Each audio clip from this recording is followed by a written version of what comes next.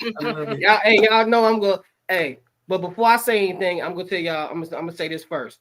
I think Katt Williams is a top 10, top 5. I put in my top 5 stand-up comedians of all time. So it's this. What I'm gonna say is not coming from a place of I don't like him. I don't think he's funny or anything like that. It's just me giving my perspective on how I see how he's acting and stuff like that, right? But he did encourage me to read 3,000 books. So I'm gonna start with this right here, right? Because I feel like that's the only way you're gonna get to 3,000 books in a year if you're reading books like this. That's all I'm gonna say about that, right? Okay. This is Fox and Socks. So this is my journey to 3,000 books. We're gonna start with that. But on another note, I believe he told a lot of truth in that, he said a lot of stuff what people was thinking about that goes on in the industry, people stealing people's jokes, the Illuminati and all of this stuff about all these secret society things that they make you do, or how you have to achieve this fame by getting these light-skinned women and all that other stuff. I believe it to a certain extent, but I don't believe nothing is forced upon anybody that's in Hollywood. As far as you got to wear dresses and stuff like that, that's just totally insane, because that's just taken away from everybody's hard work and effort. And if you say that you have to sell yourself to do X, Y, Z, then who is really putting in the hard work? You know what I'm saying? How can you tell who's putting in hard work if every time someone gets to this fame, you got someone coming around saying, oh, he had to do X, Y, Z just to get there. So in everybody's mind, like he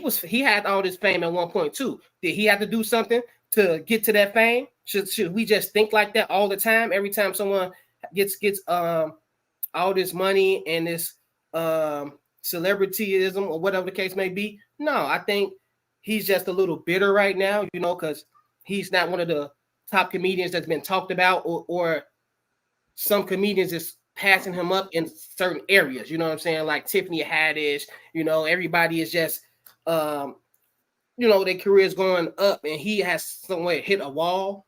And I think he's trying to reinvent himself, which is okay. Everybody get a chance to reinvent themselves when they take a look in the mirror and they say, oh, this ain't how I want to be. I'm not at where I want to be at in my career. I see these people I think is funnier, that I think I'm funnier than, and they're doing these shows, or they're in these spaces that I think I should be in. So he's trying to reinvent himself, and that's cool. But he's trying to tear down other artists to do it, and that's the thing I don't like. If you feel that way, some things you don't have to say, because even if you're not bitter, you're gonna look bitter. Like you shouldn't have to talk about anybody's wife, how they look, anybody's money, or their preference on what roles they take, or what they do in the roles, and that's what I don't like about it, so that's my take on it. So what do you think about him calling out other comedians who stole his content? I saw several videos that served as like proof that his content was stolen, because you'll see him performing it on a stage years before a different comedian performed it, and it's very, very similar.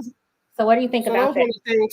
Those are one of the things that was true, and he got a point. He's supposed to have a look, have some type of ill will towards that. Someone stole anybody's content, they gonna be a little mad about it. But that happens in Hollywood. That happens. I feel like if he's such a big time comedian, he shouldn't even worry about none of that, because a lot of comedian stuff gets stolen, right? But it's not until they hit a wall till they start coming out complaining about stuff. And that's all I'm saying. Like when he was big time, and when it was Katt Williams on this, Katt Williams on that, he wasn't doing all of this complaining and all this bickering. But now I guess he's trying to get back to the top. He got something coming out, and this is the way he's trying to boost that. You know what I'm saying? And that's cool. That's his way of getting his name back into the spotlight. That's cool. I ain't knocking him for it. Hey, get your money by any means. It was smart. He got over 70 million views on a show. Hey, genius. I have nothing against that. But you tearing down other artists to do so, other artists that worked hard. When you're telling the world that the only reason some of these artists got their roles is because you turned down these roles, like, come on, that even if that's true, that's still unnecessary, because I'm pretty sure people have turned down roles that you've got. You know, in Hollywood, they send out roles to a lot of people, and then they pick the ones that they want. I'm pretty sure you didn't get picked for every role that was sent to you or every role your agent put in front of your face. So when you come out and act like the only reason people are famous is because of you, and you just toss their role down, you know, and that's how they picked it up, and now they shot to the top because they had to do some funny stuff to get the role, and you did it. It's like you tearing down another artist, and in that game, you know, I don't think that's cool. Okay, I got you. All right. So for those of you who just joined,